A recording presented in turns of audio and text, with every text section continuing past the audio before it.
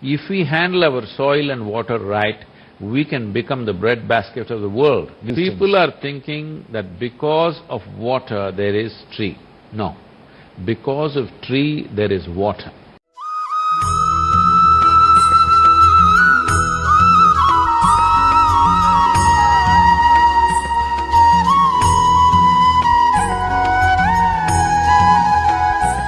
Sadhguruji, apna swagat.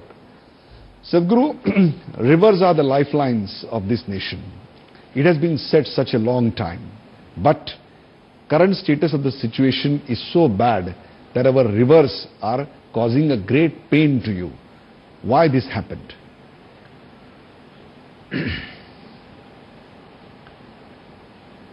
See, since 1947, since nation's independence, it's 70 years now, just yesterday. In our efforts, because from the shambles of partition and the loot of the colonial rule left us in almost empty possibilities. Since then our focus has been just survival, somehow food and development of the nation, economic development being the core aspect of everything. In this drive, which was most essential, we somehow forgot, in trying to feed the 1 billion people that we have, we forgot the source which feeds us, which is the soil and water. The condition of the soil and the condition of the water in this country has become a dire situation. It is not anymore alarmist, activist talk. There is substantial scientific evidence showing us that we are moving in this direction. Already in many parts of the country, people are suffering for this. For me, I am not a scientist, I am not an environmentalist, but I have been deeply engaged with nature right from my early age. In mountains and rivers have been so much a part of my life. But the rivers that I saw when I was a child and a youth, and the same rivers when I see today, tears come to me because it's in such a state of depletion. Yeah. So I thought, this is one responsibility that I must fulfill for the future generations. No matter what it takes, we must make sure that first thing is awareness, next thing is policy. We must have a policy, not by whims of each individual or each organization, but we must have a proper policy that we approach our water and soil resources in a scientific manner, as it should be. Yeah. But I wonder, Sadhguruji, because over here, the names of the rivers are given to our daughters, sisters and mothers. You see the name of the girl as Ganga, as Saraswati, Kaveri, Narmada. On one hand, we put them to such a pedestal, and on the other hand, the common man is also a part of the destruction of our rivers. Why this happened? So you will be surprised, we did a little bit of some kind of a survey. Below 20 years of age, in any city if you go, more than 80% of them have never seen a river in their life. They think water comes from the tap. They've not seen a river. How do you connect these people to the river? So right now, we have over 100,000 schools having painting competitions, essay competitions. Every school is standing up and doing whatever they can. It's fantastic, the kind of response that is there. But children should be conscious there is something called a river, and what is the nature of the river, what keeps a river as a live force, how many lives are dependent upon the river, not just human lives, every kind of creature also depends on the river. Correct. How river is a living force. There are some efforts, now the courts have passed some kind of a order saying that some rivers will get the status of being a living person, that kind of status. But we must understand this, we can do these things this is also awareness-raising process, I am not saying it is not good, but at the same time, all that may happen is all kinds of cases filed in the court in the name of Yamuna, Ganga by people.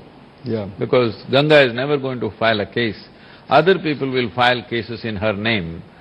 So, it's all fine, but the fundamental thing I'm trying to create right now is Always, whenever any issue is taken up in the country, it's always against the government, against this project, against that project. It's very important, all stakeholders, first the river, then the people, then the governments, then the NGOs, then the activists, then the scientists, everybody, all of them should come on one platform and let us see what is the solution. Why are we fighting on every issue? So do I say that, Sadhguru, you are on the river project, you are on the sort of a protest or confrontationist mode? No, at all? I have made it very clear. This is not an agitation, this is not a protest. This is to raise awareness. All of us drink water. But water is the prime source for Water quenching is the thirst. source of our life. 70% of our body is water. So there is no you versus me in this. All of us are water-bodied, Yeah. okay? So there is no question. The fundamental thing is to take away that idea of conflict. People, there are river warriors in the world. I said, what are you going to fight against? Are you going to fight the rivers? Or against the people who use the rivers? Both are not going to work. It's important that we understand the situation we are in and chart out a solution and make a policy and make it enforceable. Yeah. This is a long-term process. Always protests and activisms and strikes are for immediate results. This is not for immediate results. I am seeing how if we take a few right steps today, the next generations can continue in the right direction so that there will be a solution for this country, that we won't rip the country off. Is it too late, because some of the numbers which I read in the research paper given by your associates is alarming. We have 75% less water per capita, less water than what we were during the independence time, Yes. and about 25% of the land is already moving towards becoming a desert. This is something alarming. What would you say about it? It is very alarming, but is it reversible? Yes, it is. What I would say is, today, if we start today, in the next 15 years, if we do the necessary steps that are necessary to revive the rivers will increase their flow by 20% in approximately 25 years' time. Yeah. But let's say we leave it today, we don't do anything, and we try to do this after 20 years, Yeah. then it will take 100 to 150 years to turn around. Yeah. That's where we are at the tipping point, that's why the urgency. Okay. 32 of the cities in India today, top 32 cities, 22 cities every year on some or the other pretext have water shortage. Most of these cities were situated near some river. So what has happened? The river flow has come down, the rainfall has come down. What has happened? I mean, the Ganges receives only 4% water from the glacier, rest is coming from rainwater. The reports say that we don't have less rainwater per se. What has gone wrong then? See, the fundamental is this. One fundamental I would like to remind you is, we are always thinking in terms of, oh, there is no water in my house, so there is a shortage. I want, as human beings, we are supposed to be conscious human beings. This is the way an animal would think. When it doesn't have water to drink, it thinks there is no water. As human beings, we are supposed to have a much more longer-term thing. I am saying, we must look at it. When the water flow is receding in the rivers, and the groundwater is receding, going further and further down, to what extent means, about 30 years ago when I first went to Coimbatore, we were striking water at 100 to 125 feet, good water. Yeah. Today we are going 1400 feet, okay? So, when 1400 feet we strike water, we think we are okay. This is our problem. Yeah. So when your mouth goes dry, you think there is no water. That's not it. When you see the river water is dropping, the lakes are going dry, and the wells are going deeper and deeper, you must be already alarmed, isn't it? Yeah. Only water doesn't come into your house, then you're alarmed. This must change. This is what I'm trying to change. It is the business of every human being who lives in this country to see that this is a rich nation. When we say rich nation, it is not just about the stock market, it is about the soil and the water. That's the real stock market of the world. Of course.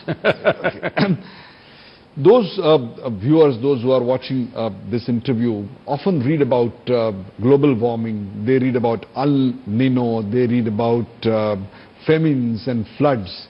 Is this all connected with river depletions? To some extent. But I think we like to exaggerate the global situation so that we don't have to do anything local. This is unfortunate attitude. Correct. Keep on talking about, oh, it's because of El Nino. It doesn't matter how much rainfall falls. Are we capturing the water that falls down? Yeah. Are we able to utilize this for enriching this land? I'm talking about enriching the land. When the land is rich, you and me will be well. Yeah. But we are only thinking of you and me being well. You and me being well is a consequence of the land being rich. Yeah. Yeah. Unfortunately, we are thinking only of you and me being well. We are not worried about land being rich. Yeah. This has to shift, that we must see how India as a land is a rich land. We must understand this. This is one society on the planet, this is one culture on the planet, which has the longest history of agriculture on the planet. Yeah. We've been farming before anybody ever started. Correct. So today the rural population in this country is still over 60%, depends on agriculture. We have literally the DNA of agriculture. Yeah. And we have a 12-month agricultural season. Yeah. If we handle our soil and water right, we can become the breadbasket of the world. We can produce fruits, vegetables and everything that is needed for the entire world. It is just that we have never capitalized on it and we have overused it in many different ways. When I say overused it, you were talking about the alarming rate of desertification, or 25% of the land is turning into a desert. What this means is, as per international standards, the minimum organic content necessary in the soil, to call it soil, is 2%.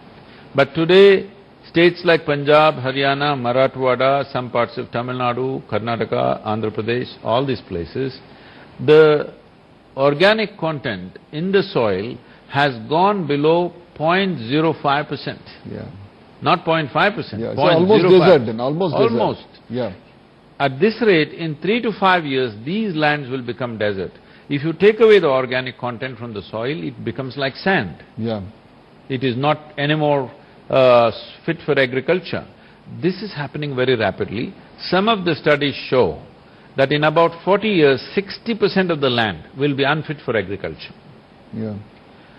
This is simply because in our urgency to feed the population that we have, we shifted from organic ways of doing things to simply throwing fertilizers. We are not against fertilizers, they're like you take some kind of a vitamin pill, but you're eating good food. On top of that you take a pill, it works well. You take only pills and no food, it's not going to work. So if you take out, let's say, 10 tons of whatever crop, like sugarcane or whatever out of 1 acre of land, what you have taken out is 10 tons of topsoil. Correct. If you want to put it back, there are two things you need. You need leaves from trees and you need animal waste. Trees are already gone, animals are going somewhere, they're all traveling outside the country.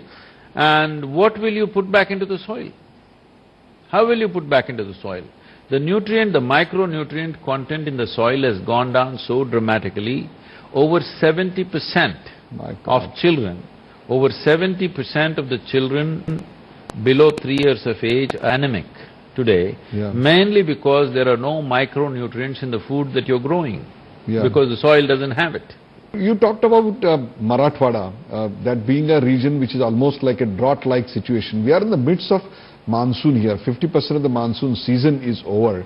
But in Maharashtra, I can tell you that about 100 talukas have not received even 25% of the rains. And today the farmers are looking at the sky and they are not getting a single drop of water. They are having seeds in their hand, but where to plant, that is the issue. The question today is, has the nature become erratic? Is it because of the irresponsible behavior of the mankind, or the nature has been unkind to us of late? It's essentially senseless behavior of the mankind. There are many examples. There is someone close to Mumbai who's just recovered 6 acres of land, making it forested. We have done these experiments in Tamil Nadu. Just small acreages of 5 to 10 acres of land. Individual farmers have suddenly turned their land into a very abundant place. Well, Anna Hazare has done it in one village. Yeah, Raiganj Siddhi. Yes, what was a barren village, he's brought it back. Why can't this be done across the country? It is doable. It is not because of nature. Nature has its ups and downs. That is not wrong, that is how it should be. It is just that we must learn to live with nature. We should not demand, we want the nature that we want. Yeah. That's not the way it works. You have started a sort of a movement, and that is for rivers, rally for rivers. Can you tell me something more about it? What is it that in your mind, what is it that you want to achieve, how you want to involve the people into it, or the NGOs, or will there be any participation of the government machinery in it, because lot to do with the governments also? See, everybody can do what they want, but that's dangerous. Right now in Maharashtra it's happened. Yeah. I hear it's also happened in Tamil Nadu and a few other places. People out of their enthusiasm, maybe with the best of intentions, they've dug up the rivers. Yeah. This is murder of the river. It's finishing the river totally. So you are against digging up the bore wells? I'm not against anything, this is what I want to say. Nothing, I'm not against anything. But right now all I'm saying is, all of us consume water. Let's come together, look for a solution. Yes. I'm against this, you're against that, what is the point, I'm asking? So the Rally for Rivers is going through 16 states. In all the states, the chief ministers are participating in the event. I'm personally driving from Kanyakumari to Himalayas. Okay. Covering this for 32 days, I'm on the road. Myself driving, every kilometer I will drive myself. This is to bring that awareness that this is needed. People must understand. So we are doing various levels of campaign in the media, I'm talking to you, social media campaigns, on the ground. Over 1 million volunteers are on the ground doing variety of work to make this happen. Many organizations have come forth, schools, corporates, colleges, variety of organizations have come together to support this. This is India, we must understand this. Yeah. When you put out a sensible solution, you must see even an illiterate farmer knows this is sensible and he immediately goes for it. Yeah. This is the beauty of this nation, but it needs a little organized approach. Correct. You want to do something out of your enthusiasm, I want to do something out of my enthusiasm. This is not a solution. This is for your and my satisfaction, that time is over. Now we want an enforceable policy as to how this involves many aspects. Yeah. I can't go into all the details, but essentially it's an economic plan with a very strong ecological impact. This can enhance, we have shown in Tamil Nadu in small experiments, this can enhance the income of a farmer anywhere between 3 to 8 times in 7 years' time. That's almost removing the poverty of the nation. Yes, it is. If you have 3 acres of land, you can live well.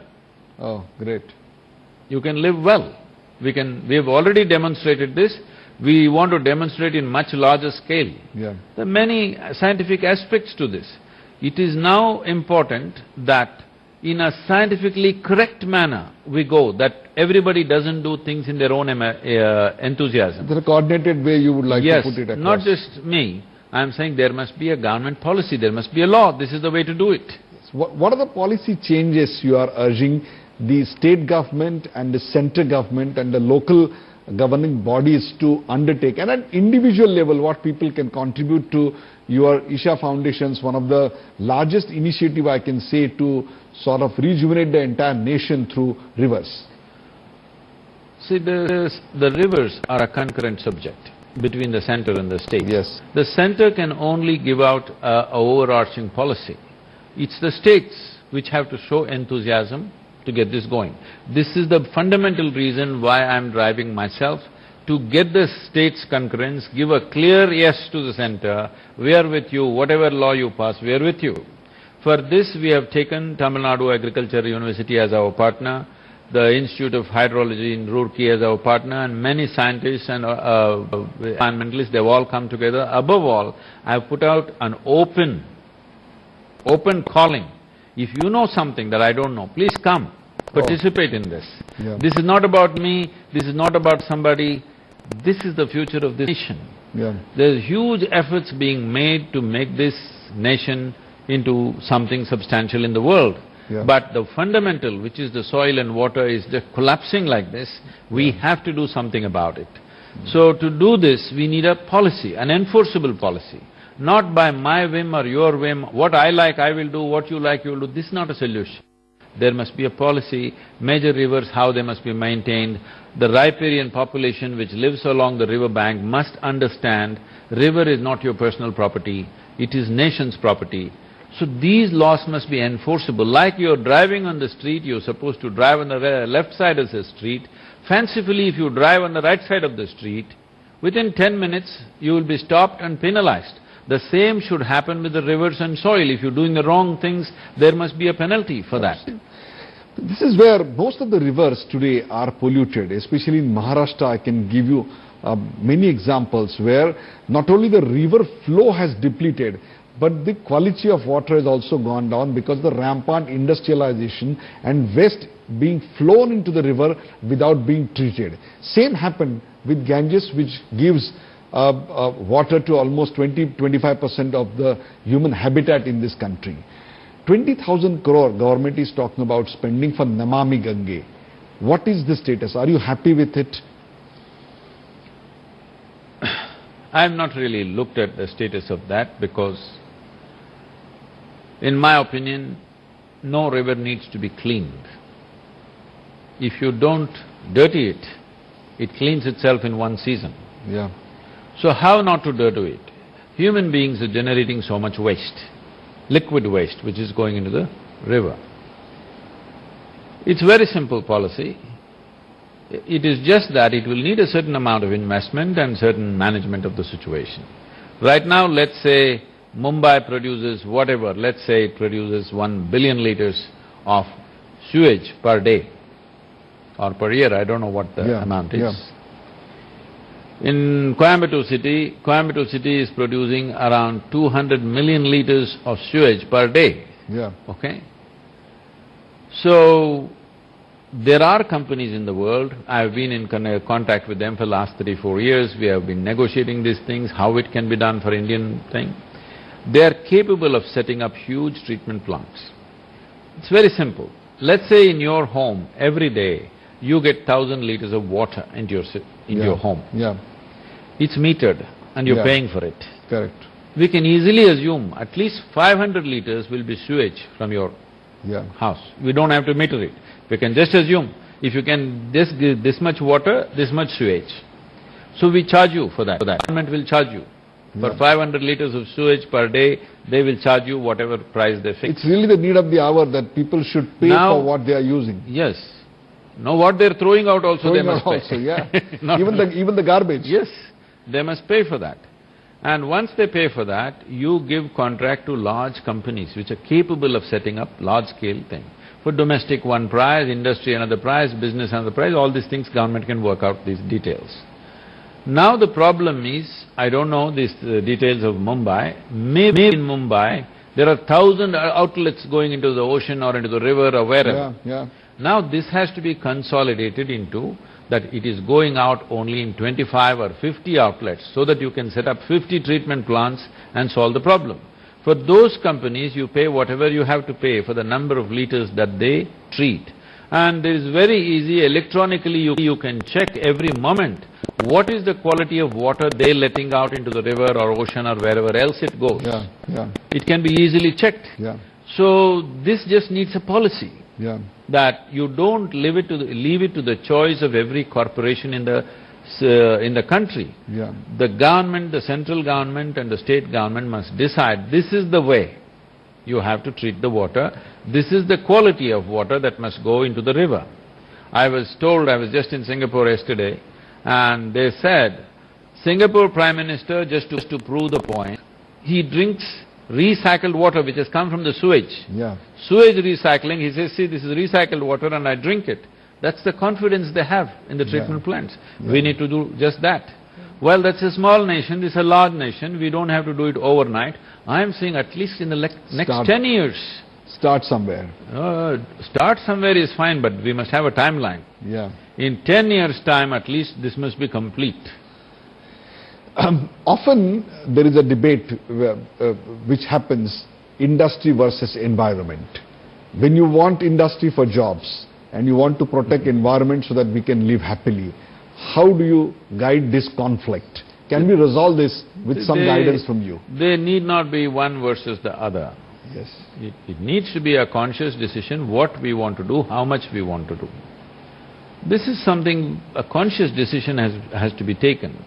We have lived in a nation where decisions are taken in the interest of a few people, not larger number of people. Yeah. Industry is not against environment if it is properly conducted. Many rivers have become a source of conflict, unfortunately.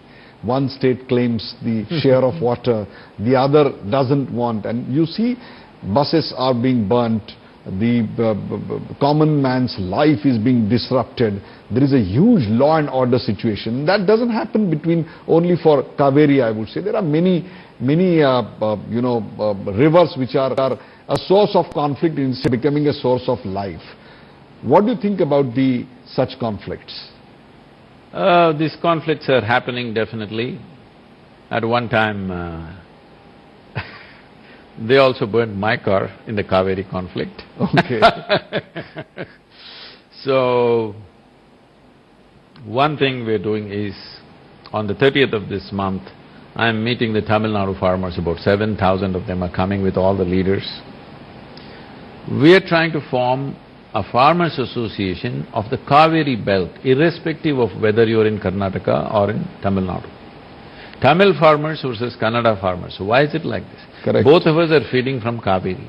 Now I am saying Kaveri Belt Farmers Association, that let us… Irrespective of the state. Irrespective of the state. Yes. It's only flowing through 2 states. There are some rivers flowing through 3-4 states, yeah. but Kaveri just starts in Karnataka, ends in Tamil Nadu and in the Bay of Bengal.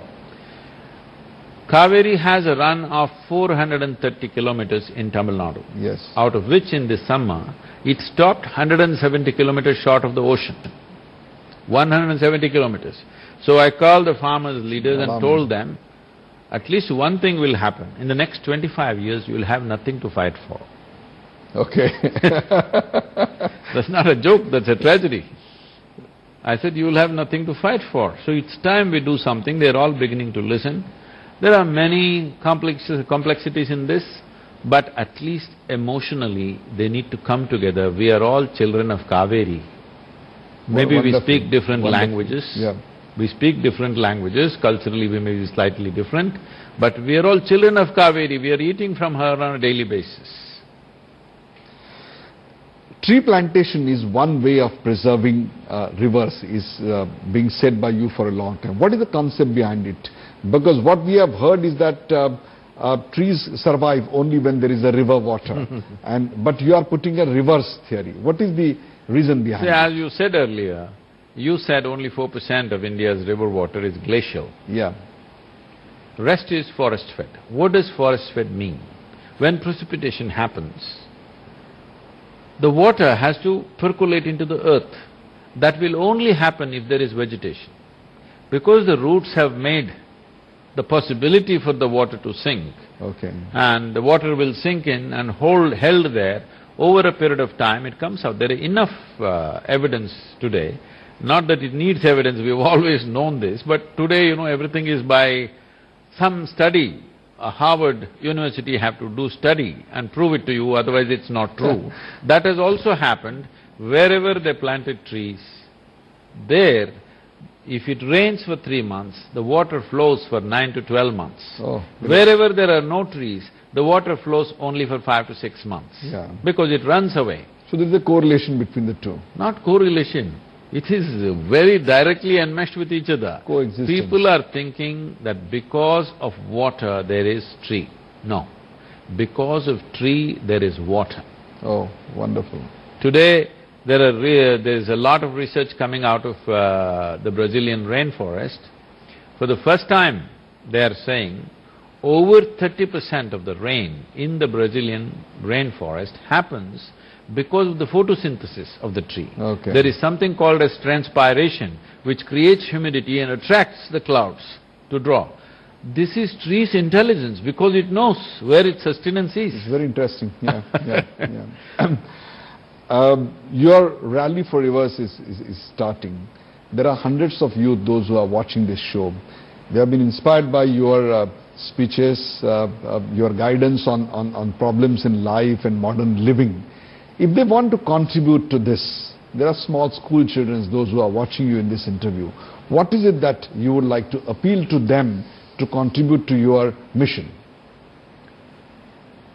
One simple thing you can do is give a missed call, because we want the central government to know the people are 100% with the government to make this happen.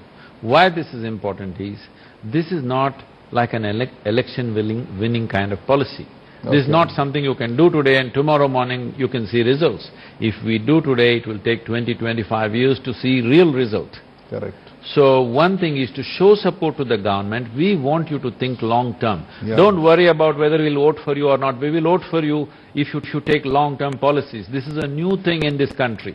Wow. In this country, people always vote if you give them saris, if you give them computer, if you give them idli machine, whatever else. Freebies. Freebies. Now we want to bring this confidence in the government, that the government can think really long-term and we are still with you. Okay. And we will be with you because of that. Another thing that youth can do, not the school children, the college students can do is, on 1st of September, across the country in all the cities, we want thousands of people to come out, just hold this rally for rivers, just a square, the blue patch, and just stand somewhere between 8 a.m. to 11 a.m. for 3 hours, when there is maximum traffic and movement. Just stand there. Don't stand in large groups, it looks like a protest. I don't want this movement to get the complexion of a protest or an agitation. You must stand by yourself, or you can stand with your friend. Both of you hold this board and stand, or we are making a small box.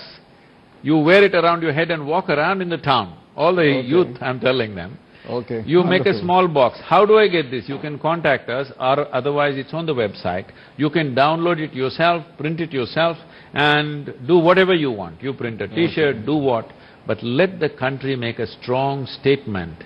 We are not fools who will destroy this nation which has nourished us. This is the oldest nation on the planet. Yes. We must express this commitment and responsibility that we will do the right things. Wonderful. Just last question to end this interview. Sadhguru is a guide who takes you from darkness to light, from sorrow to happiness, from bad to good. What is the vision Sadhguru has for this nation? What is your dream about this nation? Where do you want this nation to be after 25, 30 years, 50 years from now?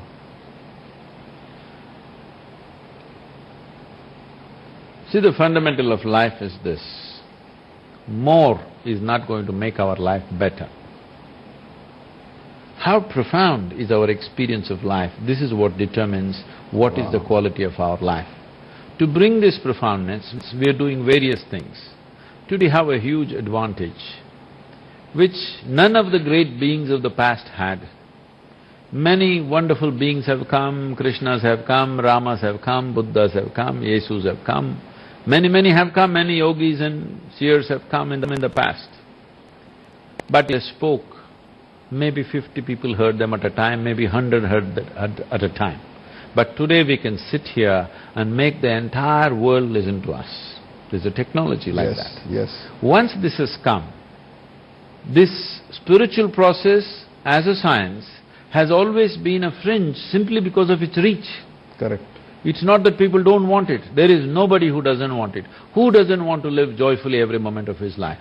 Everybody wants it. Correct. It is just that there was no reach. Now there is a technology. We want to make sure that the entire country enjoys this, because this is our USP. This is our strength. The reason why we have survived invasions, the reason why we have taken every kind of beating and still not broken our spirit is because we invested in the spirit, not so much in the body. not so much in the physical things. Wow. We invested in the spirit. That is why our spirit was never broken, no matter what was done to us. We must take charge of that. And people are talking about how we must become a superpower, we must become a world leader. No, we must become the guide to the world. We have the knowledge, we have the capacity, we have the wisdom and the possibility that India, which has been in the past and in the future also, we can be a true guide to the rest of the world. Sadhguru, Vandan, Pranam. For more videos, please subscribe. Press bell icon and never miss an update.